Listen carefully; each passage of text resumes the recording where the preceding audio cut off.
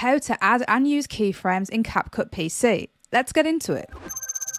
Select the clip that you want to add the keyframes to, and then come up to the video panel in the top right.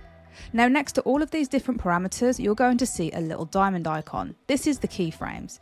Now, you can keyframe a bunch of different things, such as the transform, so the movement of the clip. You can transform the scale, you can transform the opacity, and a bunch of other different options. In this example, we're just going to keyframe the transform parameters. What I'm going to do is zoom my clip in to 150%, and then I'm going to move my image all the way over to the left like so.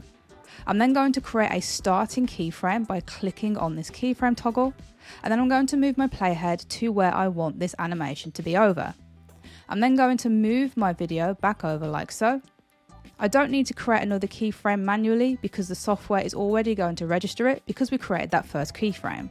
Now with that movement over, we can then go back to the beginning and play our video back. And that's all there is to it.